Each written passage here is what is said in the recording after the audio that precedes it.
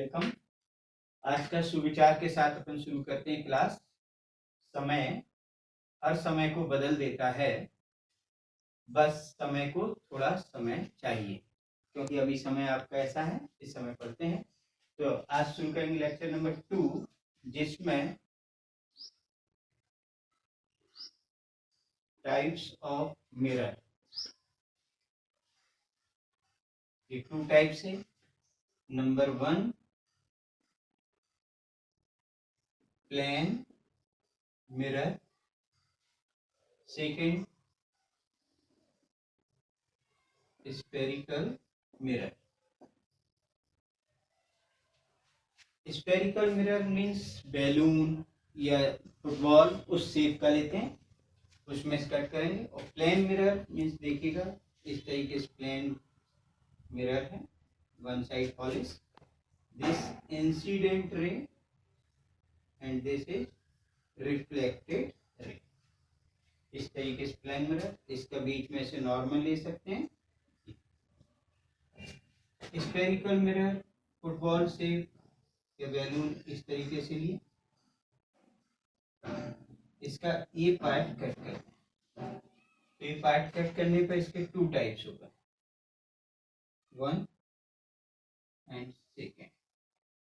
1 is outside polish, बाहर की तरफ से पॉलिश कर दिया, तो ये बन गया हमारा कॉनकेव मिरर। कॉनकेव मिरर यानी अवतल दर्पण। दूसरा इनसाइड पॉलिश करेंगे, तो ये कॉन्वेक्स मिरर यानी उत्तल दर्पण। यानी इसमें रिफ्लेक्ट इधर से होगा, इधर से इनसाइड रिफ्लेक्शन इसमें इस साइड से आने पर, क्योंकि अंदर पॉलिश है, रिफ्लेक्शन इधर होगा। 2 टाइप से मिरर।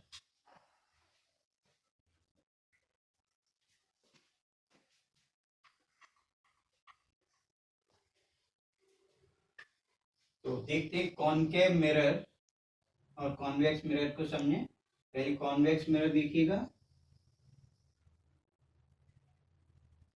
ये पॉलिश, इसमें ये प्रिंसिपल एक्सिस, ये यहां से आपने एक लाइन पैरेलल इनसाइड की, ये रिफ्लेक्ट होके ये गई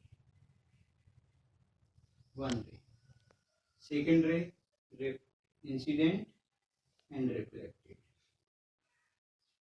ये क्या नेचर इसका बता रहा है कि ये फैल रही हैं, अर्थात इसको आप बोलेंगे डाइवर्जिंग मिरर। यानी कॉन्वेक्स मिरर जो है वो डाइवर्जिंग का काम करेगा, स्प्रेड करेगा, फैलाएगा। सेकंड देते हैं कॉनकेव मिरर, इसमें पैरेलल लाइन इंसिडेंट रिफ्लेक्टेड होने के बाद फोकस थे, second line incident parallel and reflected होने के बाद फोकस।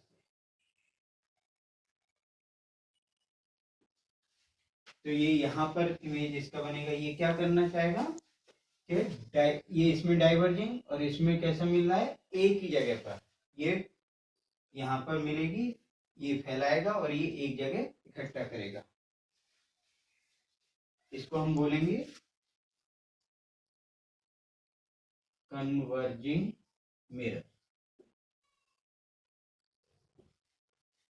तो इसका एक नेचर निकला कॉन्वेक्स का, ये फैलाएगा रेज को और ये एक जगह इकट्ठा करेगा, अर्थात इसको बोलते हैं अपसारी मिरर और ये अभिसारी मिरर।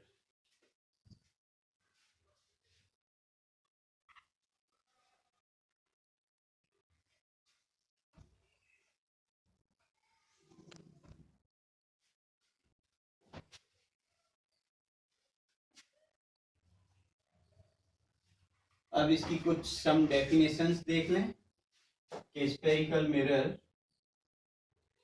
जो इस स्फीयर से कट करके बना था, तो उसका जो सेंटर होगा स्फीयर का, वो उसको हम बोलेंगे सेंटर ऑफ कर्वेचर। और जो ये शेप बना है जिसपे अगर मान लीजिए बाहर साइड पॉलिश की गई तो ये क्या हो गया, कॉनकेव मिरर। इस पर ये जो सेंटर से लाइन जा रही है इसको आप बोलेंगे प्रिंसिपल एक्सिस। और ये जो मिरर है इसका मिड पॉइंट क्या कहलाएगा, पी, पोल। इसको कैसे देख सकते हैं, जैसे प्लेट चाय पीने वाली है, उसमें बीच में बॉल को अगर डालें तो सेंटर में आएगी, वो सेंटर इसका कहलाएगा पी, पोल। और ये जो पॉइंट यहां से लेके यहां एक्स वाई, इसको बोलेंगे एपरेचर यानी द्वारक, गेट इसका। और अब ये प्रिंसिपल एक्सिस इसको क्यों बोलते हैं, इसको कोई और जैसे आप स्फीयर लें, उसको 11th में जो आपने रोटेशनल मोशन में पढ़ा कि इसके अराउंड इसको मूव करा सकते हैं, इस एक्सिस के, या इस एक्सिस के अराउंड कोई सी भी एक्सिस हो सकती है जिसके अराउंड इसको हम मूव करा सकते हैं। लेकिन प्रिंसिपल एक्सिस मींस जो पी, पोल से होकर जो लाइन जाएगी उसी को ओनली आप प्रिंसिपल एक्सिस बोल सकते हैं। और बीच में होगा फोकल फोकस, तो इसके अब यहाँ से पोल से डिस्टेंस मेजर करें तो इसको हम फोकल लेंथ स्मॉल है, और यहाँ से इसकी डिस्टेंस को capital R, centre of curvature की रेडियस होगी तो रेडियस ऑफ कर्वेचर आर से डिनोट करें। ये एपरेचर हो गया, प्रिंसिपल एक्सिस हो गई और पोल हो गया। इसकी साइन कन्वेंशन में पिछले लेक्चर में पढ़ लिया था। अब इसके कुछ रूल्स जो देख लेते हैं।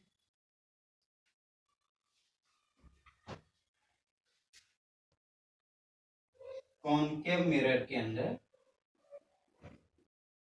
Rule number 1, principal axis parallel incident ray reflect होने के बाद कहां से जाएगी, फोकस से। First rule, incident ray reflected होने के बाद फोकस से। अगर कॉन्वेक्स होता मिरर तो parallel line reflected back side, तो इसको इमेजिनरी पीछे की साइड में लाएंगे तो फोकस से आती हुई आगे सेम इस तरह। रूल नंबर 2,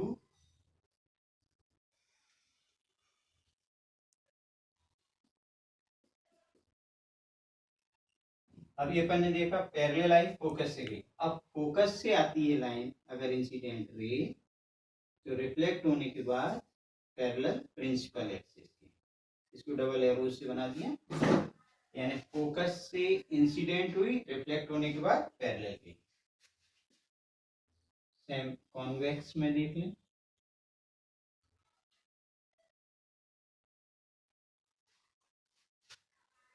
इंसिडेंट रे ये फोकस से आती हुई तो ये क्या होगा, parallel principal axis.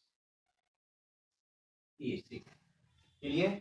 First rule में क्या है, incident ray parallel to principal axis, reflected then focus, दोनों के अंदर।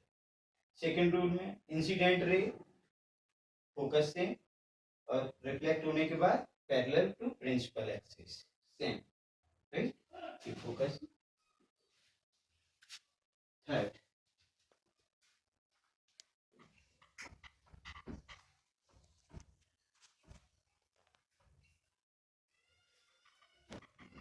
रूल नंबर 3,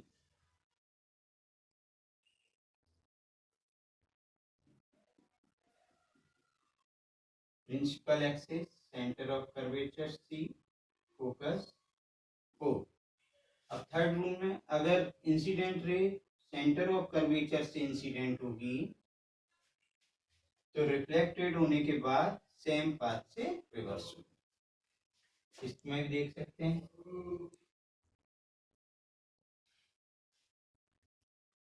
यहां से इंसिडेंट सेंटर ऑफ कर्वेचर तो ये इससे आई और रिफ्लेक्टेड सेम, ठीक है। ये तो ये 90 डिग्री होता है एक्चुअली सेंटर से, इसलिए वैसे ही रखा है। रूल नंबर 4, वैसे जनरली 3 से सफिशिएंट है, बट 4 इस तरीके से कह सकते हैं। Concave mirror, incident ray at core reverse, क्योंकि प्रिंसिपल एक्सिस क्या होगी इस पर, परपेंडिकुलर होगी। तो रूल में जैसे आपने रिफ्लेक्शन पढ़ा था, ये normal, incident ray, reflected ray, then I और आर इक्वल। अब ये परपेंडिकुलर है, आई 0 यहाँ पर, आर 0 होगा, तो ये दोनों कैसे होंगे, ये आने पर यहाँ से रिफ्लेक्ट, ये दोनों एंगल यहाँ। सेम कॉन्वेक्स में देखेंगे, इंसिडेंट रे एंड रिफ्लेक्टेड,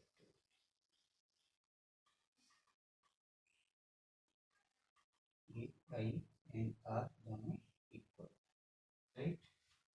तो थर्ड में क्या हुआ, पहले वाले में तो अपन ने किया था प्रिंसिपल एक्सिस के पैरेलल आई, फोकस से रिटर्न, सेकंड में फोकस से आई तो पैरेलल प्रिंसिपल एक्सिस, थर्ड में सेंटर ऑफ कर्वेचर से देन सेम पाथ से कट हो गई ये दोनों में, और फोर्थ में पोल पर आती है इंसिडेंट रिफ्लेक्टेड, ये तो प्रिंसिपल एक्सिस है इसलिए दोनों के बीच का ये परपेंडिकुलर रहेगी, यानी ये नॉर्मल का काम करेगी, तो ये आई और आर दोनों एंगल